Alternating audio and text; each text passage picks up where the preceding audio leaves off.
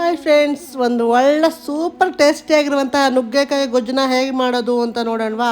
ನೋಡಿ, ಇದು ನಮ್ಮ ಗಿಡದಲ್ಲೇ ಬೆಳೆದಿರ್ತಕ್ಕಂತಹ ಫ್ರೆಶ್ ನುಗ್ಗೆಕಾಯಿ. ಇದನ್ನು ಚೆನ್ನಾಗಿ ತೊಳೆದು ಕಟ್ ಮಾಡಿ ಇಟ್ಕೊಳ್ಳಿ. ನೋಡಿ, ಇಲ್ಲಿ ನಾನು ಬರೆದಿರ್ತಕ್ಕಂಥ ಎಲ್ಲ ಒಂದು ಮಸಾಲೆ ಪದಾರ್ಥಗಳನ್ನ ರೆಡಿ ಮಾಡಿ ಇಟ್ಕೊಳ್ಳಿ. ಇದರಲ್ಲಿರೋದು ಒಂದು ಕಪ್ನಷ್ಟು ಎಳ್ಳನ್ನ ಹುರಿದ್ಬಿಟ್ಟು ಚೆನ್ನಾಗಿ ಅದನ್ನು ಪುಡಿ ಮಾಡಿ ಇಟ್ಕೊಳ್ಳಿ. ನಂತರ ಒಂದು ಕಡಾಯಿ ಇಟ್ಕೊಳ್ಳೋಣ. ಕಡಾಯಿ ಇಟ್ಕೊಂಡು ಸ್ವಲ್ಪ ಒಂದು 4 ಸ್ಪೂನಷ್ಟು ಎಣ್ಣೆ ಹಾಕೋಣ. ಮತ್ತು ಸ್ವಲ್ಪ ಸಾಸಿವೆ ಹಾಕೋಣ. ಒಂದು 1/4 ಚಮಚದಷ್ಟು ಸಾಸಿವೆ ಸಾಕು. 1/4 ಚಮಚದಷ್ಟು ಸಾಸಿವೆ ಹಾಕೋಣ. ಅದು ಚಿಟಪಟ ಅನ್ನಲಿ. ನುಗ್ಗೆಕಾಯಿ ಅಂತೂ ಆರೋಗ್ಯಕ್ಕೆ ಸಖತ್ ಒಳ್ಳೆಯದು. ಮ್ಯಾಗ್ನೀಷಿಯಮ್ ಇರುತ್ತೆ, ಕ್ಯಾಲ್ಶಿಯಮ್ ಇರುತ್ತೆ, ಮೂಳೆಗಳಿಗೆ ತುಂಬಾ ಒಳ್ಳೆಯದು. ನಂತರ ಕೂದಲಿಗೆ ಒಳ್ಳೆಯದು, ಚರ್ಮಕ್ಕೆ ಒಳ್ಳೆಯದು. ಸಕ್ಕರೆ ಕಾಯಿಲೆ ಇರೋವ್ರಿಗಂತೂ ಸೂಪರ್ ಅಂತ ಒಂದು ಇದು ಮೆಡಿಸಿನ್ ಅಂತಲೇ ಹೇಳ್ಬೋದು ಇದಕ್ಕೆ. ನೋಡಿ, ಸಾಸಿವೆ ಸಿಡೀತು. ಸ್ವಲ್ಪ ಕರಿಬೇವಿನ ಸೊಪ್ಪು ಹಾಕ್ಕೊಳ್ಳೋಣ. ಒಂದು 2 ಎಸಳಷ್ಟು ಕರಿಬೇವಿನ ಸೊಪ್ಪನ್ನ ಹಾಕ್ಕೊಳ್ಳೋಣ. ಕರಿಬೇವಿನ ಸೊಪ್ಪೆಲ್ಲ ಚೆನ್ನಾಗಿ ಫ್ರೈ ಆಗಲಿ. ನಂತರ ಇದಕ್ಕೆ ನೋಡಿ, ಹಸಿಮೆಣ್ಸಿನ್ಕಾಯಿ ಒಂದು 4ರಿಂದ 5 ಹಸಿಮೆಣ್ಸಿನ್ಕಾಯಿ ಹಾಕ್ಕೊಳ್ಳೋಣ. ಹಸಿಮೆಣ್ಸಿನ್ಕಾಯಿ ಸ್ವಲ್ಪ ಚೆನ್ನಾಗಿ ಫ್ರೈ ಆಗಬೇಕು. ಫ್ರೈ ಆದರೆ ಅದರ ಫ್ಲೇವರು ಸ್ವಲ್ಪ ಇಳಿಯುತ್ತೆ. ಚೆನ್ನಾಗಿ ಫ್ರೈ ಆಗಬೇಕು. ಎಲ್ಲ ನೀಟಾಗಿ ಹಸಿಮೆಣ್ಸಿನ್ಕಾಯಿ ಮತ್ತು ಎಲ್ಲ ಫ್ರೈ ಆಗಬೇಕು. ಇದಕ್ಕೆ ಚೆನ್ನಾಗಿ ಫ್ರೈ ಆಗಬೇಕು. ಇದಕ್ಕೆ ನಾನು ಯಾವುದೇ ಒಂದು ಕಾಳುಗಳಾಗಲಿ ಅಥವಾ ಮಸಾಲೆ ಪದಾರ್ಥಗಳಾಗಲಿ ಉಪಯೋಗಿಸ್ತಾ ಇಲ್ಲ. ನೋಡಿ, ಇದು ಮನೆಯಲ್ಲೇ ಮಾಡಿರತಕ್ಕಂಥ ಶುಂಠಿ ಬೆಳ್ಳುಳ್ಳಿ ಪೇಸ್ಟ್. ಇದು ಹಸಿ ವಾಸನೆ ಹೋಗುವವರೆಗೂ ಚೆನ್ನಾಗಿ ಹೋಗಬೇಕು. ಹಸಿ ವಾಸನೆ ಹೋಗಬೇಕು.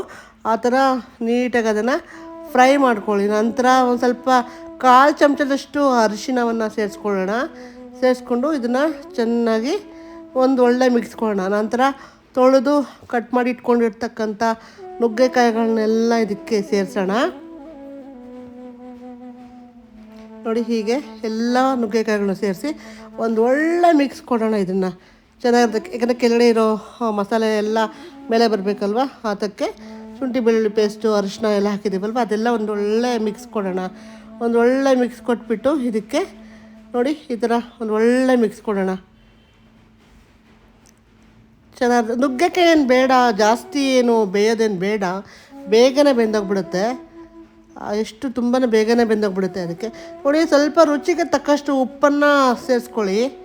ರುಚಿಗೆ ತಕ್ಕಷ್ಟು ಉಪ್ಪು. ನಾನು ಸ್ವಲ್ಪ ಉಪ್ಪು ಖಾರ ಜಾಸ್ತಿನೇ ತಿನ್ನೋದು, ಸೊ ಅದಕ್ಕೋಸ್ಕರ ನಾನು 1 ಸ್ಪೂನ್ ಹಾಕ್ಕೊಂಡಿದ್ದೀನಿ.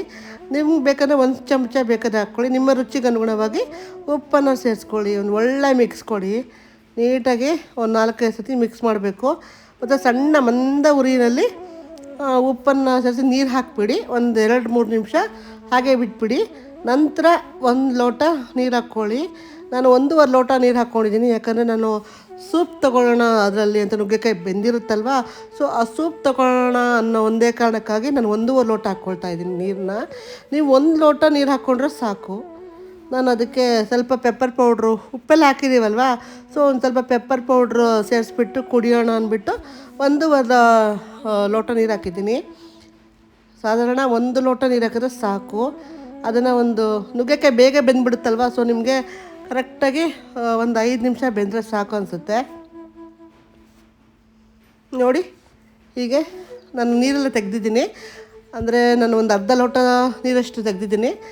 ಅದನ್ನು ಸಾಕು. ಇವಾಗ ಸೂಪರ್ ಚೆನ್ನಾಗಿ ಬೆಂದಿದೆ. ಇದನ್ನು ಈಗ ಬೆಂದ ಮೇಲೇ ಮಸಾಲೆಗಳು ಹಾಕ್ಕೋಬೇಕು. ಯಾಕಂದರೆ ಅಲ್ಲಿ ನಾವು ಖಾರ ಹಿಡ್ದಿರುತ್ತೆ, ನಾವು ಮೆಣಸಿನ್ಕಾಯಿ ಹಾಕಿರ್ತೀವಲ್ವ, ಉಪ್ಪು ಹಾಕಿರ್ತೀವಲ್ವ, ಸೊ ಶುಂಠಿ ಬೆಳ್ಳುಳ್ಳಿ ಪೇಸ್ಟು ಎಲ್ಲದ್ರಲ್ಲಿ ಖಾರ ಇರುತ್ತಲ್ವ, ಸೊ ಖಾರ ಚೆನ್ನಾಗಿ ಹಿಡ್ದಿರುತ್ತೆ. ನಾವು ಲಾಸ್ಟಲ್ಲಿ ಈ ಮಸಾಲೆ ಪದಾರ್ಥಗಳನ್ನು ಹಾಕ್ಕೋಬೇಕು. ನೋಡಿ, ಅಚ್ಚ ಖಾರದ ಪುಡಿ ಎಲ್ಲ ಹಾಕ್ಕೋಬೇಕು. ಈ ಥರ ನೀಟಾಗಿ ನಿಮ್ಮ ಖಾರ ಎಷ್ಟು ಬೇಕೋ ಅಷ್ಟು ನೋಡಿಕೊಂಡು ಹಾಕ್ಕೊಳ್ಳಿ. ಸ್ವಲ್ಪ ನಾನು ಜೀರಿಗೆ ಪುಡಿ ಮತ್ತು ಪೆಪ್ಪರ್ ಪೌಡ್ರು ಎಲ್ಲ ಹಾಕ್ತಾಯಿದ್ದೀನಿ. ಕಾಳು ಮೆಣಸಿನ ಪುಡಿ ಹಾಕಿದ್ದೀನಿ. ನೋಡಿ, ಇದು ಜೀರಿಗೆ ಪುಡಿ ಇದೆಯಲ್ವ, ಜೀರಿಗೆ ಪುಡಿ ಹಾಕ್ತಾಯಿದ್ದೀನಿ ಇವಾಗ. ಆವಾಗಲೇ ಕಾಳು ಮೆಣಸಿನ ಪುಡಿ ಹಾಕಿದ್ರಲ್ಲ, ಇವಾಗ ಜೀರಿಗೆ ಪುಡಿ ಹಾಕ್ತಾಯಿದ್ದೀನಿ. ಜೀರಿಗೆ ಪುಡಿ ಸ್ವಲ್ಪ ಹಾಕ್ಕೋಬೇಕು.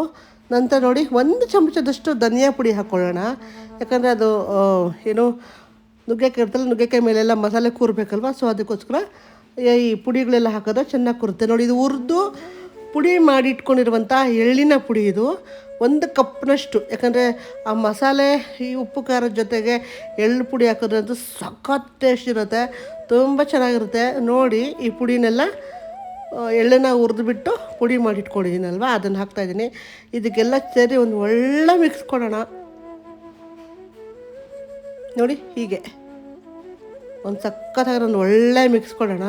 ಮಿಕ್ಸ್ ಕೊಟ್ಟು ಸ್ವಲ್ಪ ಇವಾಗ ಅದನ್ನು ಚೆನ್ನಾಗಿ ಮಿಕ್ಸ್ ಕೊಟ್ಟು ಅದಕ್ಕೆ ಮೇಲೆಗಡೆನೆ ಕೊತ್ತಂಬರಿ ಸೊಪ್ಪೆಲ್ಲ ಹಾಕಿಬಿಟ್ಟು ಮುಚ್ಚಿಟ್ಬಿಡೋಣ. ಅದು ಸಣ್ಣ ಉರಿನಲ್ಲಿ ಮುಚ್ಚಿಟ್ಬಿಡಬೇಕು, ಯಾಕಂದರೆ ಅದು ಇವಾಗ ಒಳ್ಳೆ ಮಿಕ್ಸ್ ಕೊಟ್ಟಿರ್ತೀವಲ್ವ, ಆ ಮಸಾಲೆ ಎಲ್ಲ ನುಗ್ಗೆಕಾಯಿಗೆ ಹಿಡಿಬೇಕು. ಅದಕ್ಕೋಸ್ಕರ ಕೊತ್ತಂಬರಿ ಸೊಪ್ಪೆಲ್ಲ ಹಾಕ್ಬಿಟ್ಟು ಮುಚ್ಚಿಟ್ಬಿಡಬೇಕು.